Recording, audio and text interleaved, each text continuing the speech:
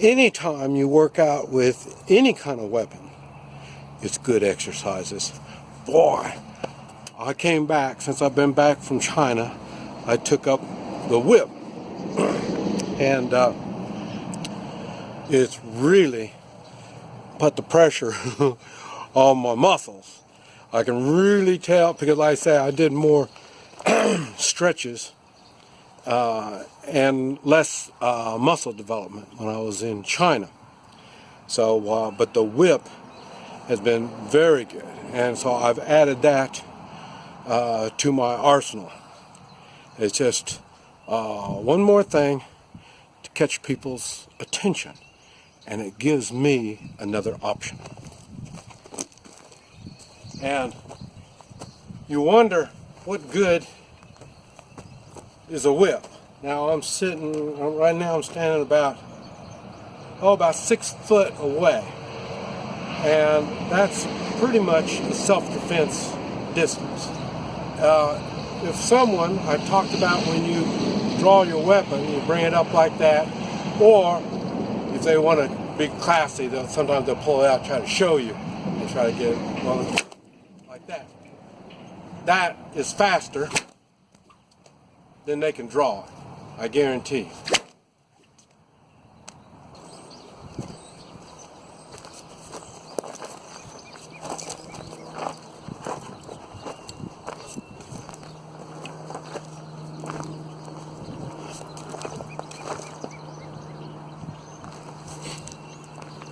Tomahawk. It's fun. Now it's not anything you're just going to grab and pick up, but it does have its time.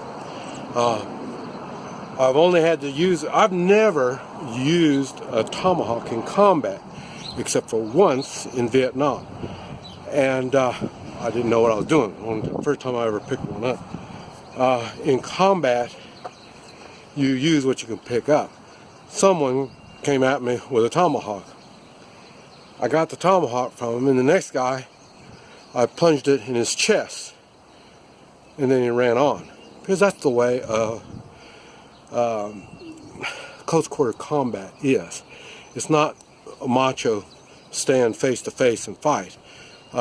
One is holding their ground, and the other one is passing through. And when they pass through, they're going to take a swing at you. They're going to do something to try to get you, but they're not going to wait around. Because once they wait around, now whichever one has got the best abilities is going to win. So, and you don't know if I got more abilities than you, so you're not going to hang around and find out. You're going to come by, take your swing, and move on. And so, like I say, so I plunged it in the guy's chest, and he went on. This is dark. Other than that, I've only used it one other time. And so I had bandits stop me on the road, and they had machetes. And then so I stepped out of my car with a tomahawk. And everybody, you know, what's that? They weren't familiar with a tomahawk. And even though I was outnumbered, it was at least 10 machetes and 10 more. 10 more people. So I was well outnumbered, but still, no one wanted to be the first one to bleed. And so, nothing happened. I made a video using tomahawks, and I think it's the stick man. I had a stick hanging up, and I was fighting on that. I didn't like it because it wasn't realistic. That's what I don't like about a lot of sport fighting. When you put on a uniform, whether it's judo or taekwondo or whatever, they have rules. There is no rules when you meet me and you're planning on doing bad things to me. So everything that you practice with in a sport, well, the things they're not supposed to do is the things that I do. In other words, eyes through, this type of stuff. Now it's good. Sports are good because you're able to make some contact. You get the feeling of what contact is all about. But that's the one thing I noticed, and everybody noticed when I went to Vietnam, is we train, and Marine training for combat is very intense. And when I got to Vietnam and we were fighting for our lives, it was nothing like we trained for. So we're right back to what the training does itself is it builds flexibility. You're learning coordination, moves, and this type of stuff. And these are needed to win the fight.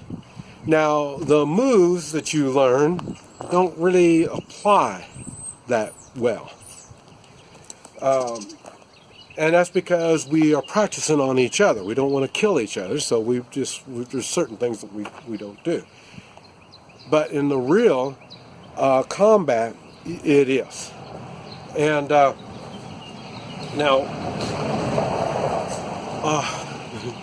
that's why I don't like the stick men. And when you see me fight and you see me turn to go into other things, that's because I'm never attacked one-on-one. And so my flanks I'm protecting my flanks as I do this stuff. Right there.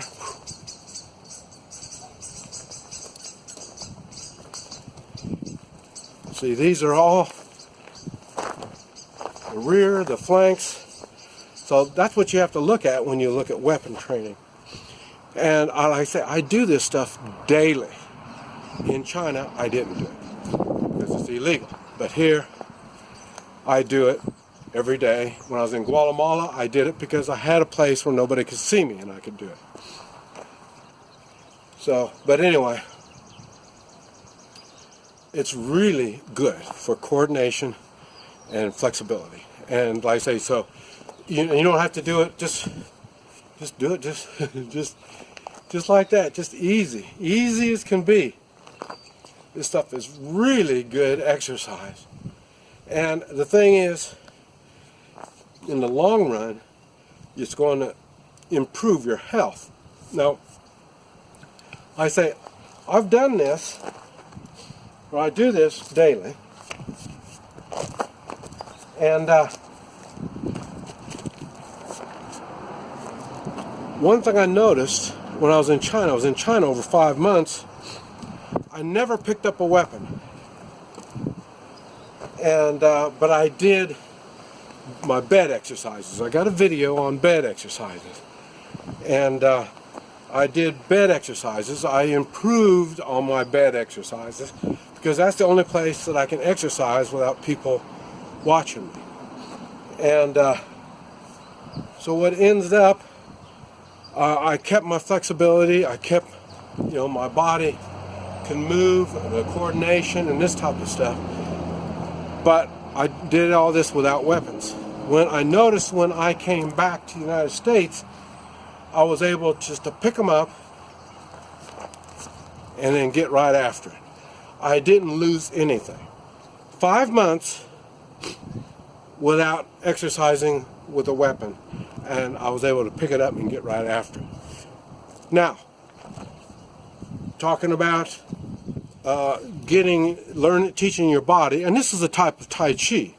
That's what this is. I'm teaching my body muscle memory on how to operate these things.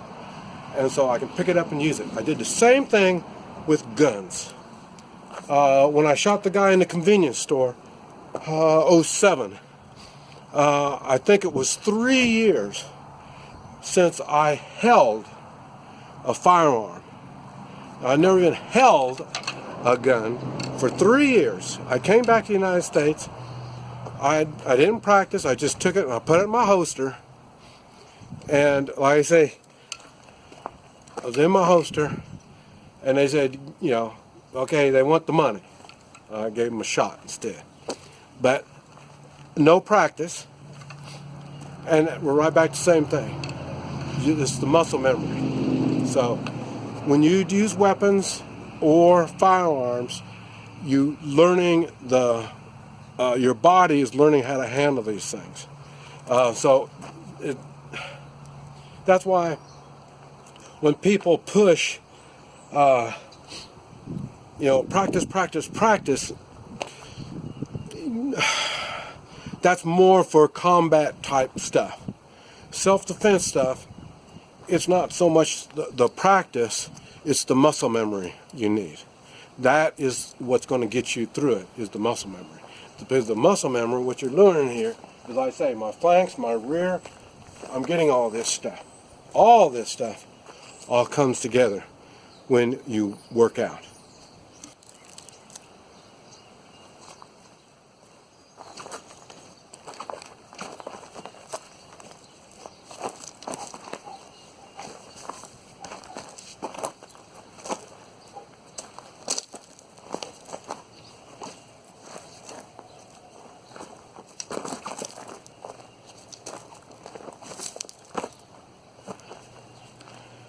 You would think there would be no practical use for a sword, but you'd be wrong.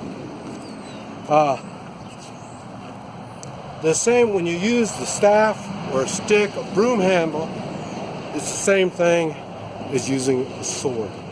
You use the same techniques. And working out with a sword is probably the most difficult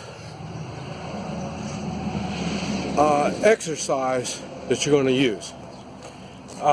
It's dangerous, and with the weight out like that and you're swinging it, it really puts a lot of stress on your body and hands. Now, yes, more than likely you won't have something like this. You won't come up against it.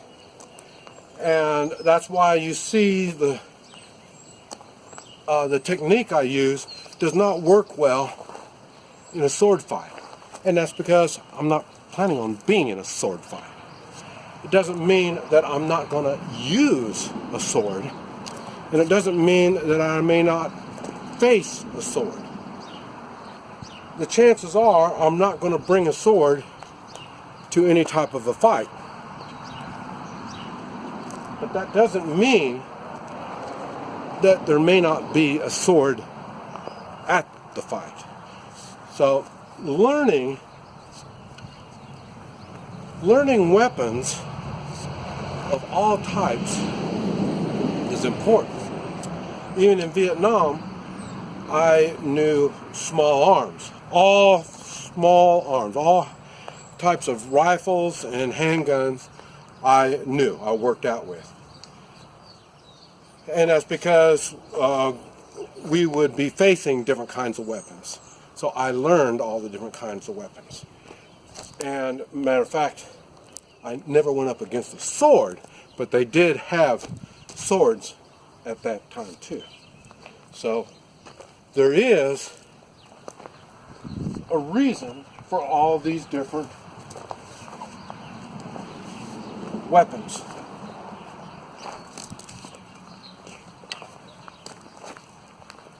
It's a really good exercise.